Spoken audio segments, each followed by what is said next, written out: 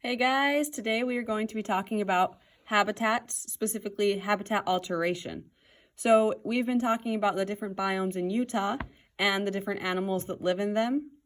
And we're going to be talking about how those habitats change and why they change and what they do to the animals and the plants that live there. And then we're going to, next lesson, get more into the endangered species in Utah. And a lot of that is due to habitat alteration. So let's talk about it. So what is a habitat? A habitat is a place and conditions in which an organism lives. It's made up of the physical properties of the environment and the relationships to other organisms in the environment. So you guys know what habitat is. It's just where something lives. We all can't live in every habitat, but sometimes we make adaptations to live in those habitats. So for example, you've been talking about how like a jackrabbit lives in the desert and a beaver lives in a wetland. But then you have animals like the deer who can kind of change where it lives based on where it needs to be. So remember, the habitat is just the place and conditions in which an organism lives, and it's made up, what defines it is the physical and environmental parts of that habitat. What are some examples of habitats? So here's a few pictures. We've talked about most of these. So there's oceans, tundras. We have tundra, ocean, deserts, forests. Even a little smaller, we can go like mountains or like the cold deserts or wetlands. There's a bunch of different ones. So these are just a few examples.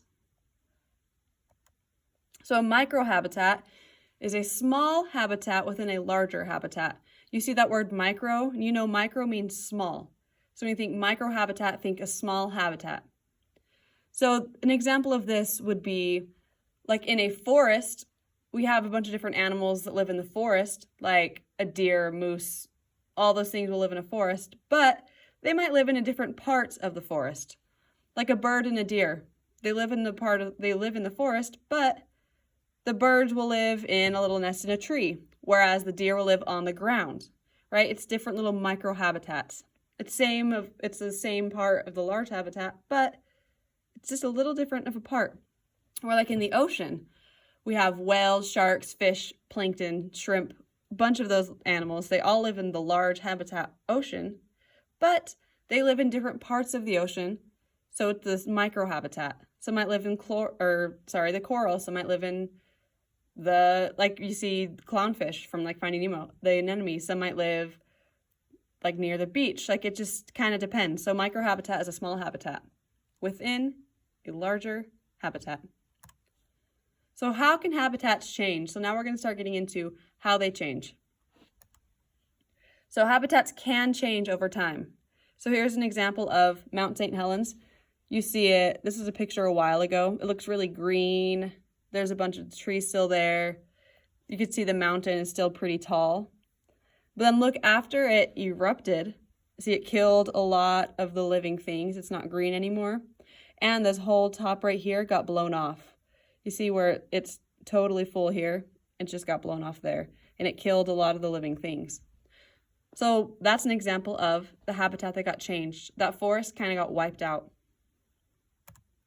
So habitat alteration are changes made to the environment in which an organism lives. You know, alteration means change. So habitat alteration is a habitat change. It's a change that happens. So changes can be natural or man-made. So like we were just talking about with that last picture, that was a natural. A volcanic eruption is a natural thing that changes. Wildfires, a lot of times those are man-made. And then acid rain, same thing, can be kind of man-made, but also wildfires might be natural. And they all change the habitat. You can see it gets rid of the trees, a lot of the living things. Okay, so I want you to think about this question. What are some positives and negatives of habitat alteration? Just think about it for a minute. Positives and negatives of habitat alteration. For me, it's easier to think of the negatives because you think, okay, well, a lot of things die, a lot of things might lose their homes, stuff like that. But let's talk about some of the maybe good things that could happen too.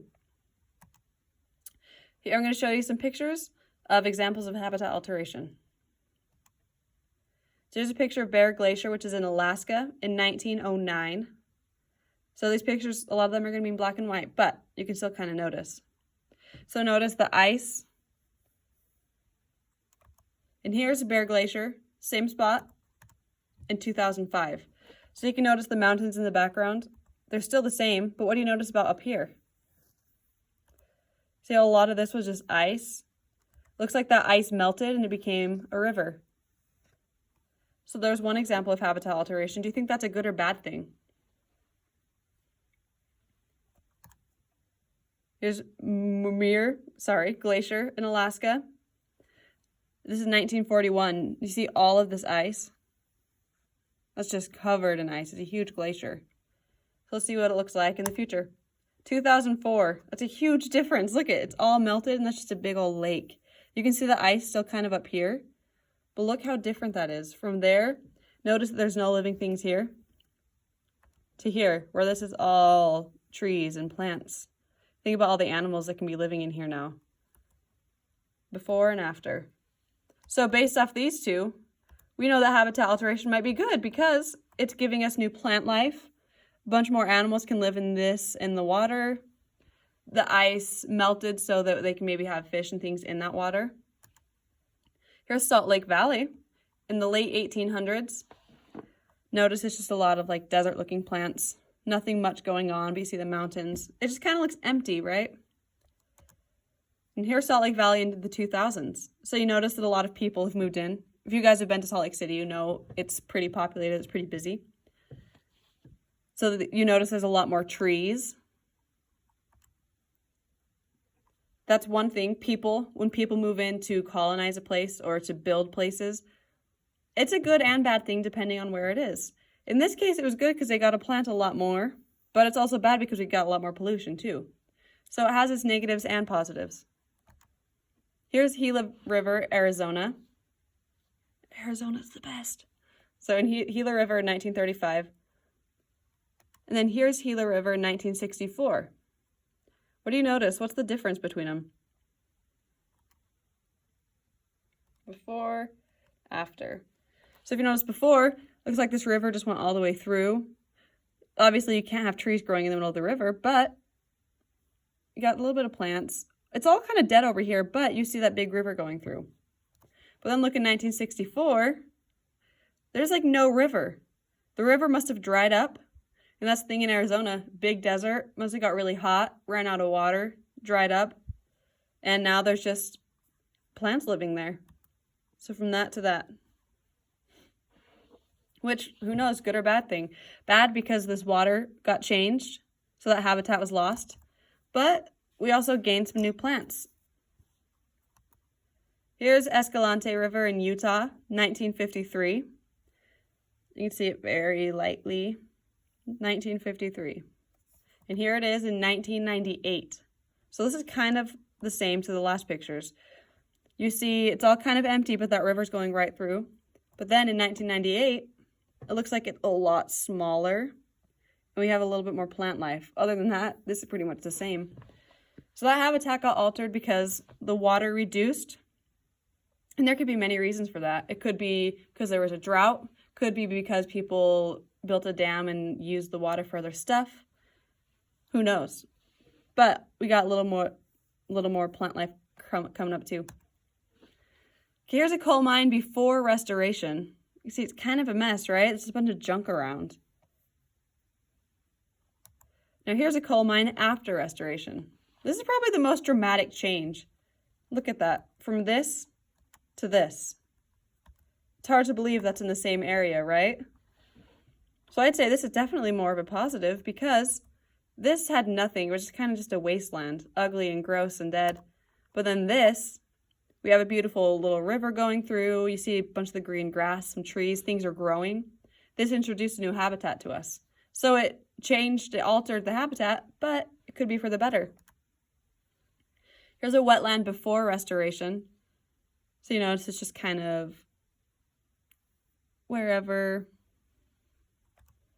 Here's a wetland after restoration.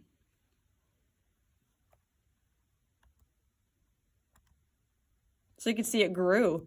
Whereas before, it just had a little bit here and here. Look at all the spots it has now. This is through the efforts of people who wanted to save and preserve these wetlands because they're dying. And look how nice it is. Think about all the new animals and plants that can live there now because they restored this. Okay, so I want you to think I went through a lot of these pictures with you, so it should be pretty easy, but identify the changes that occurred between the photos. Now I want you to think about the cause of change and record observations or hypotheses. What I'm going to ask you to do is, in your Canvas page, I'll write the question on there too, but answer the question, what do you think caused the change? What caused that habitat alteration? So I'll go back and look at these with you really quickly. What caused the change? Now I want you just to theorize. There's not a definitive right or wrong answer, but I want you to give me your best guess. I talked about some of them with you, about maybe it was a drought, maybe it was man-made, maybe it was natural. Who knows? That's what you need to decide. So take a look at them again. And you can talk about a specific one, or you can talk about just all of them in general, or maybe the glacier ones lumped together, or maybe the desert ones lumped together. Okay. So I'm just going to ask you these questions. I want you to think about them. So what are some examples of local habitats? We've been talking about this a little bit with Logan. It's kind of cool because we have close to us wetlands, desert, and forest. What are some indicators of habitat alteration? Now you guys saw a lot of those with maybe more or less water. Maybe it's a complete different thing. There's more plant life. What are some natural causes of habitat alteration? There's a lot for this, right? Maybe fires, droughts, acid rain, hurricanes, tsunamis, earthquakes. Maybe there's just a ton of rain one year and you get like a flood. What are some man-made causes of habitat alteration? People moving in, people building things, people restoring things, maybe stuff like pollution, maybe a wildfire. How can we measure habitat alteration? Besides, we just have the observable changes. We can just see the before and after photos. How else? So think about some of those questions. I might ask you some of them on Canvas, but the main thing I want to know is, what do you think caused some of these changes? And that is all I have for this. I hope you enjoyed this presentation. I thought the pictures of the before and after were really cool. So I hope you enjoyed them as well. I'll go through them one more time really quickly. There we go. What caused those? And be thinking about what that might do to the living things there, because that's what we're going to talk about next time. Okay, anyway, have a good day. Thanks for listening to my video. I'll talk to you later.